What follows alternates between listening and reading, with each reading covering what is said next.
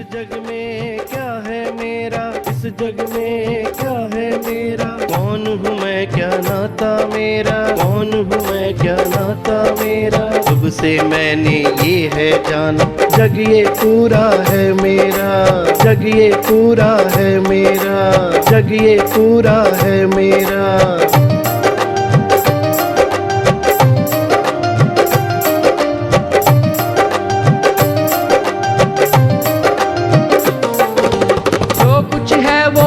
सब मेरा मैंने अर्जित किया यहाँ, मैंने अर्जित किया यहाँ।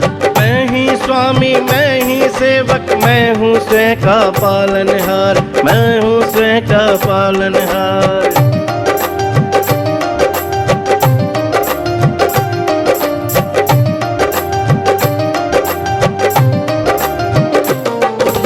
अब मैं चाहूँ जहाँ मैं चाहूँ, अब मैं चाहूँ जहाँ मैं चाहूँ, धरती पे मैं स्वर्ग ले आऊँ, धरती पे मैं स्वर्ग ले आऊँ। धरती पर्वत सब है मेरा, जहाँ चाहूँ वहाँ बने बसेरा, जहाँ चाहूँ वहाँ बने बसेरा, जहाँ चाहूँ वहाँ बने बसेरा।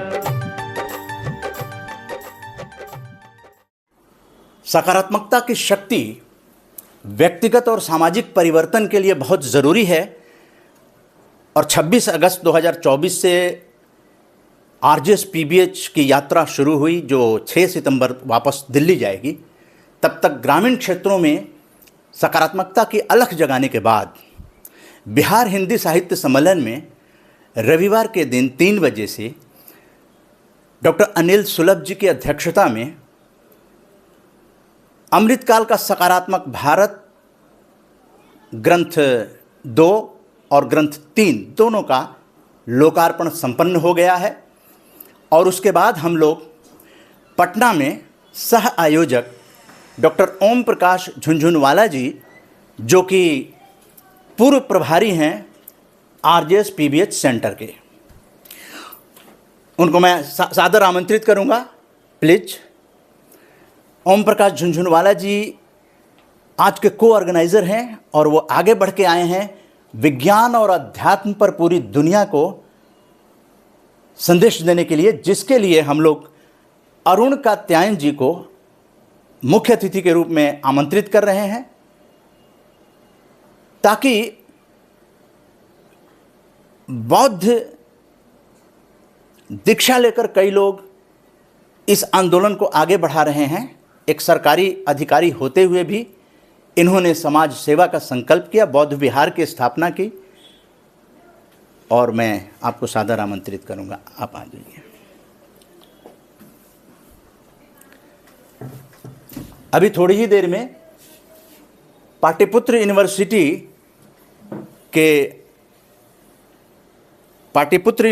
के डीन और प्रिंसिपल हम लोगों के बीच पधारने वाले हैं, प्रोफेसर डॉक्टर कमल प्रसाद बौद्ध जी।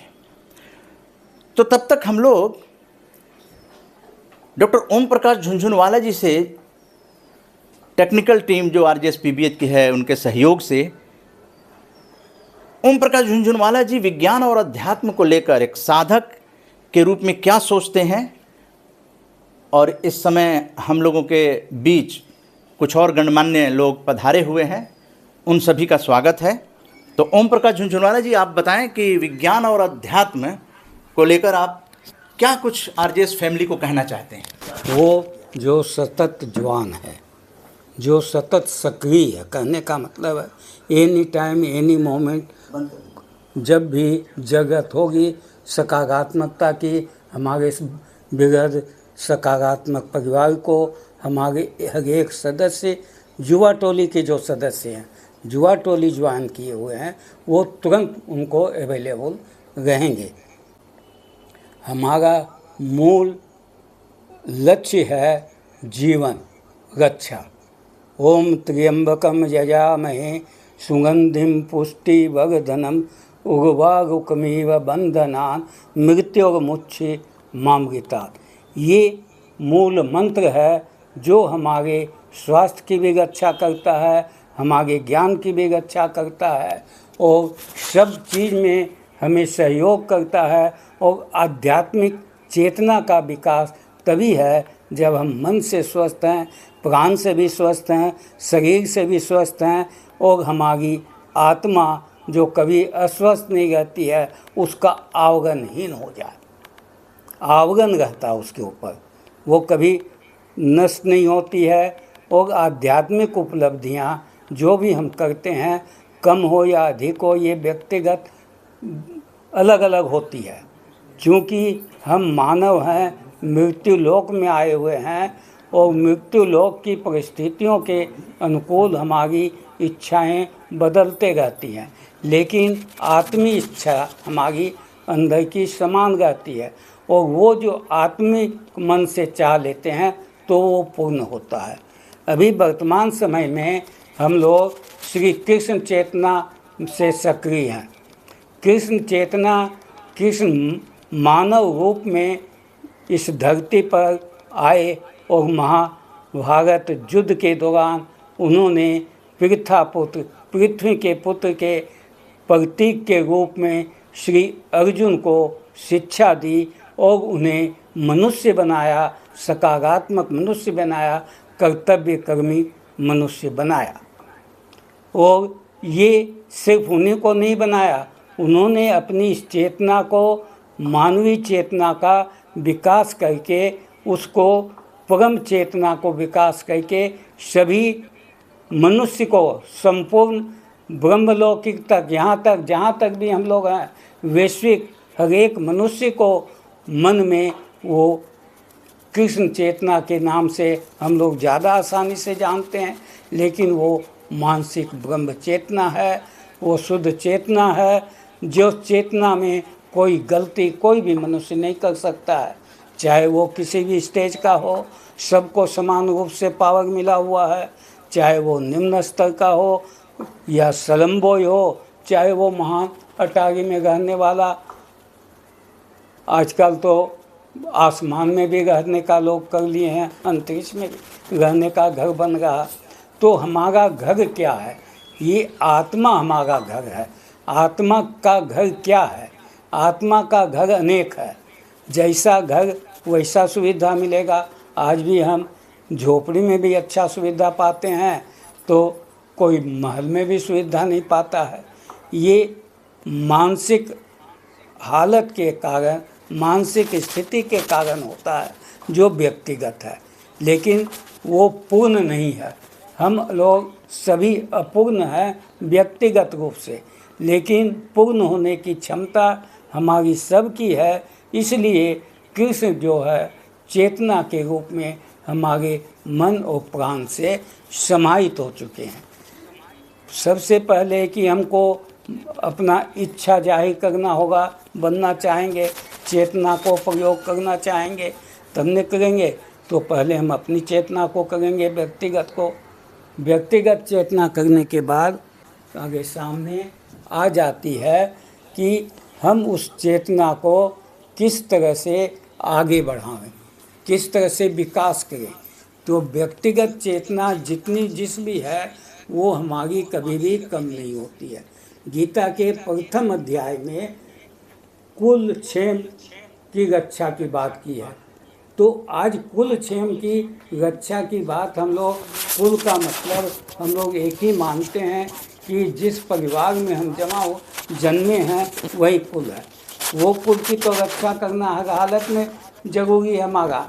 लेकिन आज हमारा कुल जो है वैश्विक स्तर पर है और उसका कई भाग में बटा हुआ है राष्ट्र के नाम पर।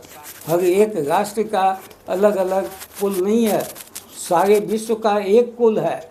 और हम सभी राष्ट्र एक कुल की तरह जब एक दूसरे की रक्षा का व्रत ले लेते हैं और हम कभी शोक नहीं करते हैं। अगर किसी भी राष्ट्र का पतन हो रहा है तो भी हम शोक नहीं करेंगे, किसी राष्ट्र का तरक्की कर रहा तो न उसको भोगने के लिए लालच रहेंगे और उसको हटा देंगे जो अभी समर्थ नहीं है। ऐसे बहुत राष्ट्र हैं हमारे विश्व में और सभी राष्ट्र तरक्की कर रहे हैं। हमारा ये सिद्धांत वो सर्वमान्य हुआ है। हमारा आध्यात्मिक सिद्धांत को WHO वर्ल्ड ऑर्गेनाइजेशन भी मान रहा है और हर प्रयास करता है कि हम कुल की रक्षा करें। हम अगर भारत की प्राणी हैं, भारत के सदस्य हैं, भारत की रक्षा करते हैं, तो इसका मतलब है हमें विश्व के सबकी रक्षा होती है, क्योंकि सब कोई हमारे साथ हैं, हर देश के लोग हमारे यहाँ हैं और वो सभी सीखते हैं, समझते हैं और अपने यहाँ प्रयोग करते हैं। यही कारण है कि जो देश को हम लोग अपना दुश्मन समझते थे, आज मित्र की तरह व्यवहार कर रहा है। आज इंग्लैंड और अमेरिका जैसे राष्ट्रों में इंडियन को प्राथमिकता दी जा रही है हर क्षेत्र में, पॉलिटिकल आदमी। इसका कारण क्या है? एक ही कारण है कि अंतर से हम लोग पूर्ण रूप से आध्यात्म के नाम पर हम लोग आध्यात्म विज्ञान का सपोर्टर हैं, विज्ञान के एक्टर हैं, अध्यात्म विज्ञान के ही साझेदार भी हैं, उसके विकास के लिए हर तरह से। इसी संदर्भ में अब आगे बढ़ें तो हम पूर्ण होना चाहते हैं। पूर्ण होने के लिए बुद्ध भगवान ने, जिसको बुद्ध भगवान कहने लगे हम लोग, उन्होंने कभी अपने को भगवान नहीं किया, मानव माना। तो वो मानव जो बुद्धि योग का बात किया उन्होंने, बुद्धम शरणं गच्छामि, माने बुद्धि के शरण में हम जाएंगे, बुद्धि के प्रति समर्पित होंगे। और बुद्धि वो कहीं किसी में भी हो, अगर छोटे प्राणी में भी बुद्धि मिलती है तो हम ग्रहण करते हैं, उसको स्वीकार करते हैं। इस तरह से बुद्धि योग जो है वो गीता में उसको प्राथमिकता दी गई है। ये बुद्धि योग जब पूर्ण हो जाएगा और पूर्ण होते जा रहा है और पूर्ण हो रहा है। आज हमारी वो स्थिति नहीं है जो आज से 20 साल 50 साल पहले थी। आज बहुत चेंज हो गया, पूरे हिंदुस्तान का चेंज हुआ, हर चप्पे चप्पे में परिवर्तन हुआ है। प्रोफेसर डॉक्टर कमल प्रसाद बौद्ध जी, जो डीन और प्रिंसिपल हैं पाटलिपुत्र यूनिवर्सिटी के, और पॉजिटिव मीडिया डायलॉग भी रघुनंदन टीचर्स ट्रेनिंग कॉलेज में जाकर किया गया। आप लोग RJS पॉजिटिव मीडिया में उसे देख सकते हैं। तो आज चेयर द सेशन, आज जो बिहार यात्रा के दरमियान पटना में ओम प्रकाश झुनझुनवाला जी के सह आयोजकत्व में को होस्ट हैं पूर्व प्रभारी पटना सेंटर। आज हम लोग विज्ञान और अध्यात्म की चर्चा कर रहे हैं। विशेष तौर पर keynote address doctor Om Prakash Jhunjhunwala जी प्रस्तुत कर रहे हैं। ओम शांति शांति शांति। मेरे RJS परिवार, आज हम लोग विगत परिवार एक साथ हर जगह से एक जगह पर जुटे हुए हैं। ये आज के RJS परिवार का हमारा बहुत बड़ा सहयोग है, जो कि हम जैसे अल्पज्ञानी को भी अपज्ञान का श्रेष्ठ ज्ञान की चर्चा के लिए चुना गया है और अवसर दिया गया है। इसका कारण क्या है वो गीता एक्सप्लेन करती है। हम लोग सभी कुल धर्म की रक्षा पहला उद्देश्य है। गीता का महाभारत काल में सबसे पहले दोनों सेना आमने सामने खड़ी है, पिक्चर में दिखाई पड़ रहा है, और कृष्ण पहला पूरे अध्याय का सार एक श्लोक में दिए हैं। उनका कहना है कि कुल धर्म के रक्षा शोक रहित कर्तव्य कर्म अनिवार्य है। मने कर्तव्य कर्म करना है, हम अपने अपने कुल के अनुसार कर्म करेंगे, लेकिन शोक रहित करेंगे। लेकिन आज का हमारा कुल की धारणा आज हम लोग विकसित कर चुके हैं, बहुत डेवलप कर सके हैं। इस विकास के क्षेत्र में, इस विकास के कर्म में आज हम सभी मानव वैश्विक कुल हमारा हो गया है, और हमारा परिवार वैश्विक परिवार, राष्ट्रीय परिवार में कन्वर्ट हो गया है। ये अनेक राष्ट्रों का परिवार है। सब राष्ट्र अपने अपने ढंग से अपनी रक्षा के लिए काम करते हैं, युद्ध भी करते हैं, वो भी उनको मना नहीं करता है युद्ध भी कीजिए। युद्ध में नुकसान होता है, ये सभी जानते हैं, वो नुकसान भी सहते हैं, लेकिन कुल धर्म को नहीं छोड़ना। अगर कुल धर्म को हम नहीं छोड़ते हैं, हम अपने राष्ट्र की रक्षा का काम करें, सभी कोई अपने अपने राष्ट्र की रक्षा का काम करें और लक्ष्य एक हो कि हमारा पूर्ण विश्व जो है हम शांति से, आराम से, ज्ञानी कर्मी बने। तो ज्ञान कर्म अभ्यास ही गीता का मूल सत्व है, मूल तत्व है, मूल ज्ञान है, मूल उपदेश है। तो कुल क्षय की रक्षा करने के लिए जब हम विज्ञान की बात करते हैं, अब हम आध्यात्मिक ज्ञान और भौतिक विज्ञान हम कहेंगे इसको, जो आज का आधुनिक विज्ञान है, जिसकी तरक्की का कोई भी मिसाल और जवाब नहीं है। उस विज्ञान के आधार पर ही हम अपने अपने जगह से आमने सामने हैं। इस विज्ञान में आध्यात्म विज्ञान का, ये आधुनिक विज्ञान का कंपैरिजन करते हैं हम लोग। आध्यात्मिक विज्ञान है सार्वभौम रूपांतरण। अगर हम जरा सा रूपांतरण करते हैं, एक साथ हम विश्व के पर्दे पर पहुंचना चाहते हैं, तो वो सार्वभौम रूपांतरण हो जाता हमारा। हमारे चेहरे को, हमारे फेस को, हमारी आवाज़ को सार्वभौमिक स्तर पर जो कहीं भी देखना चाहे देख सकता है, सुन सकता है। ये आध्यात्मिक विज्ञान है, सार्वभौमिक है, उसको ये बिना इसके भी पहुंचता है। लेकिन आध्यात्मिक विज्ञान जो है वो ठोस आधार नहीं है उसका, वो ठोस के माध्यम है, इंस्ट्रूमेंट है। हम लोग, हर एक मनुष्य जो है उसका इंस्ट्रूमेंट है। और वो आध्यात्म ज्ञान दो तरह से काम करता है, एक व्यक्तिगत रूप से कर रहा है और एक तो सार्वभौम रूप से, ब्रह्म रूप से, वो किसी में भी कम नहीं है। लेकिन हमारा ये शारीरिक स्वास्थ्य, शारीरिक स्थिति को हमको मेंटेन करना है कि हम पूर्ण कर सकें। इसके लिए हमें एक दूसरे के सहयोग की आवश्यकता है। इसी का बौद्ध धर्म ने सबसे पहले हम लोगों को शिक्षा दी थी कि बुद्धम शरणम गच्छामि, धम्मम शरणम गच्छामि, संघम शरणम गच्छामि। हम सिर्फ बुद्धि के शरण में जाएंगे तो बहुत अच्छा काम करेंगे, नो डाउट है, लेकिन बुद्धि के शरण के साथ हमको धर्म के शरण में जाना है, जो वो कुल धर्म की शिक्षा हमें गीता देता है। वो कुल धर्म है कि हम सभी एक कुल हैं।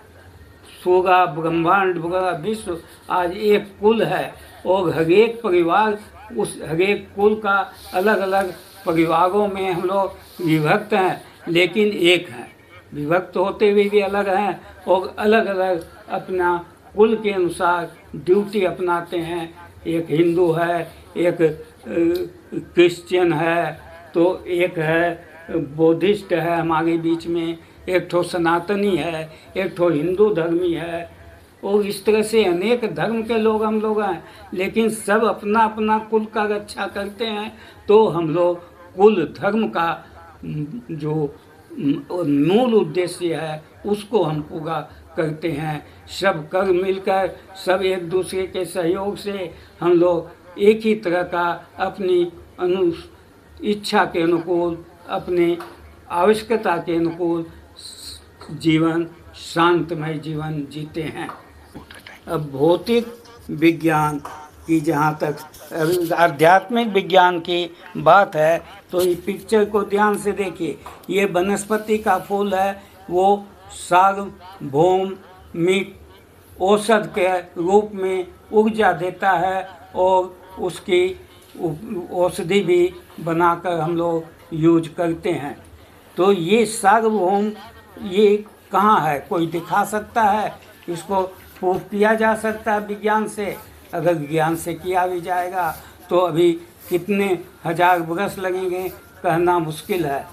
वर्षों के प्रयास से आज विज्ञान जिस ऊंचाई पर हम हैं, वो अभी भी बहुत कम है। आध्यात्म के जो हमें शक्तियाँ मिली हुई है, ब्रह्मा की शक्ति, ब्रह्म शक्ति मिली हुई है, उससे हम लोग अभी भी बहुत कम है। इस सत्य को मानकर हम अपने विज्ञान की वृद्धि करेंगे और विज्ञान का हम आदर करेंगे, विज्ञान को मानेंगे। आज हमारे मृत्यु धर्म शरीर का, मगनशील शरीर की रक्षा पहली आवश्यकता है। उसी आवश्यकता के अनुसार हम आगे अपना कार्य बढ़ा सकते हैं, हम तरक्की कर सकते हैं और सुख और शांति का जीवन जी सकते हैं। ये आध्यात्म का लक्ष्य है और विज्ञान का लक्ष्य हम लोगों ने सीमित कर दिया है। वो मेरी अपनी बेवकूफ़ी है, जिससे मैं बरसों तक मानता रहा कि एलोपैथिक साइंस, मेडिकल साइंस बहुत सुपीरियर है। मेडिकल कॉलेज में 33 साल पूरा सर्विस किया, जो नियम से था उतना दिन सर्विस किया, लेकिन हमने उसको बहुत सीमित दायरे में रखा है। ये मेरी कमजोरी थी, क्योंकि आध्यात्म से उसको हमने एकाकार नहीं किया था। एकाकार करने का तरीका बहुत आसान है। कुल धर्म के अनुसार जो वैज्ञानिक कुल के व्यक्ति हैं, वो विज्ञान अपनी अपनी शाखा के अनुसार जीवन और सुरक्षा का काम करेंगे, हेल्थ में, और करते हैं। लेकिन वो सबका लक्ष्य एक है कि पूर्ण जीवन हो, अमर जीवन हो। इसी अमर जीवन के प्रयास में हम लोगों ने, विज्ञान ने बहुत तरक्की की है। मरने के बाद भी शरीर को जिंदा रखता है। आखिरी सांस लेते हुए भी जब अस्पताल में पहुंच जाता है तो वो ब्रेन डेड होकर भी उसका जिंदा रहता है जितना दिन चाहे, लेकिन वो प्रोडक्टिव लाइफ नहीं होता है। प्रोडक्टिव लाइफ के लिए उसको आत्मा से अगर समाहित करके रखते तो उस हालत में भी वो प्रोडक्टिव लाइफ रहता हमारे सामने में। और उसे अंत में हम लोग अपना सारा धन, अपनी सारी सामर्थ्य खर्च करके भी उसका लाभ नहीं ले पाते हैं। और अंत में हमें ऐसे ब्रेन डेड अपने सहयोगियों को, अपने समर्थकों, अपने प्रियजन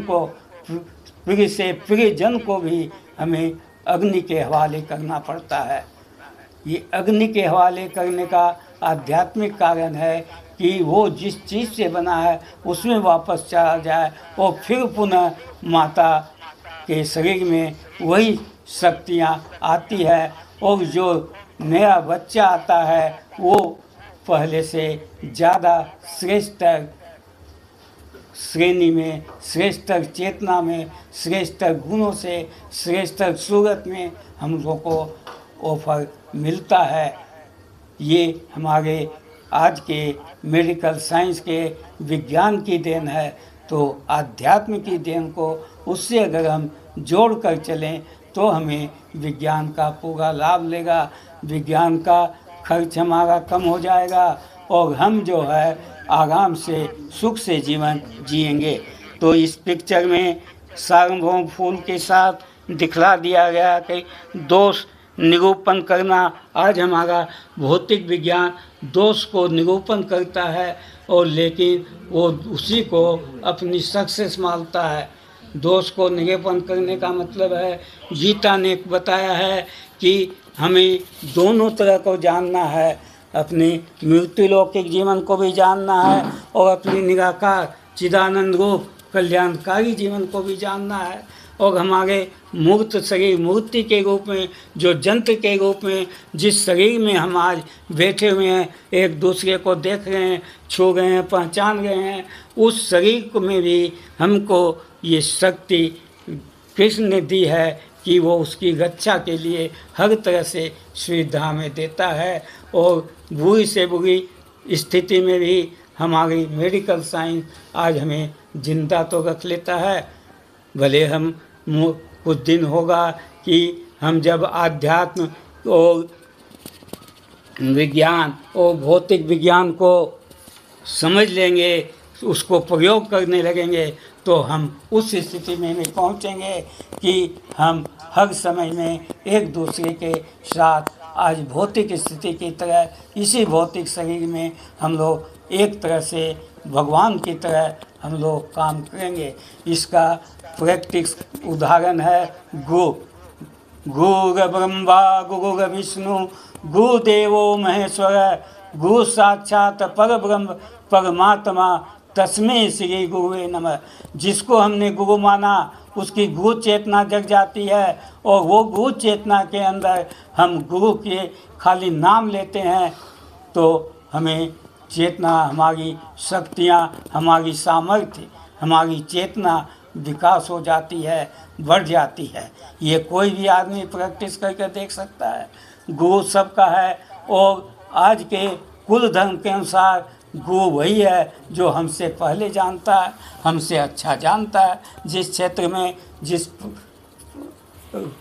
भाग में, उस भाग में वो गुरु है और कुछ भाग में हम उससे गुरु हो सकते हैं क्योंकि उनके गुरु हैं, क्योंकि वो जो है जो हम जानते हैं। इसलिए हर एक आदमी एक यूनिक है और सर्वोत्तम है, उसका डुप्लीकेट कोई है नहीं।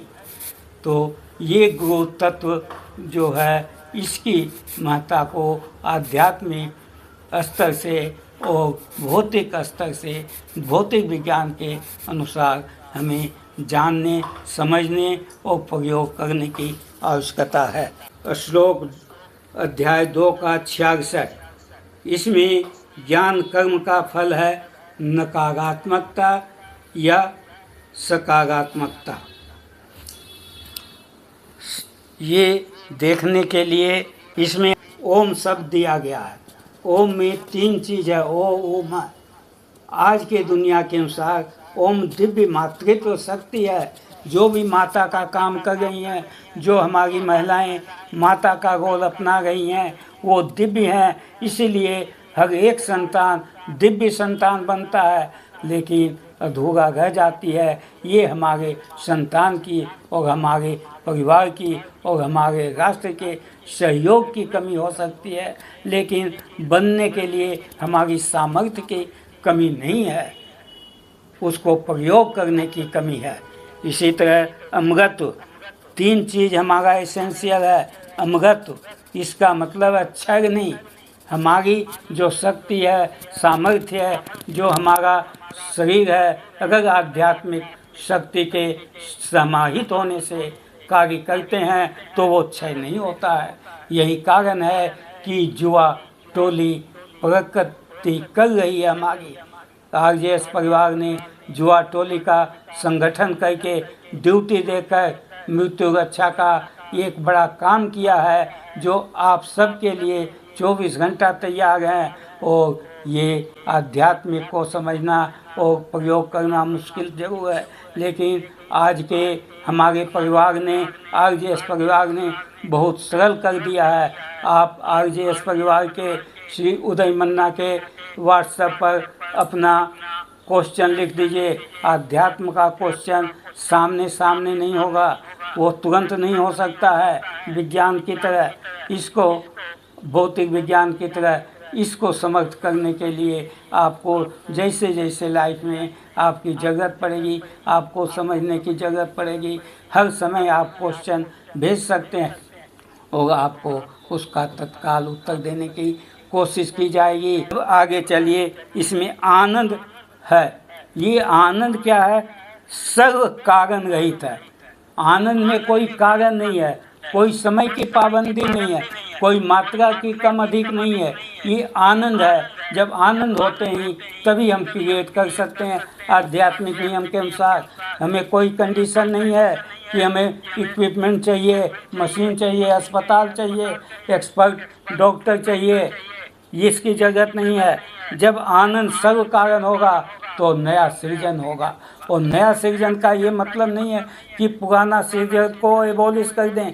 पुराना सृजन को एबॉलिश करके नया सृजन करना, ये हम भौतिक विज्ञान के द्वारा करते आ गए हैं और उसमें भी हम माहिर और तरक्कीवान हैं। लेकिन अगर हम आध्यात्मिक यूज करते हैं तो हम जो भी नया सृजन करेंगे वो अभी जो है कल हमारा दूसरा उससे श्रेष्ठ होगा, दूसरे क्षण और भी श्रेष्ठ होगा और आसान होगा। इस तरह से हम भारतीय आध्यात्मिक पूर्ण रूप से होकर इस राष्ट्र की सेवा करने में आरजेएस परिवार के इसके लिए कटिबद्ध है और सहयोग दे रहा है। उसके लिए मैं और पूरा परिवार हमारा आरजेएस परिवार पटना की आरजेएस टीम और आरजेएस के हर एक सदस्य जिस भी स्थिति में है, जिस भी स्तर में है इंडिविजुअल, वो पूर्ण रूप से करने का प्रयास करते हैं, जो स्थिति में है उससे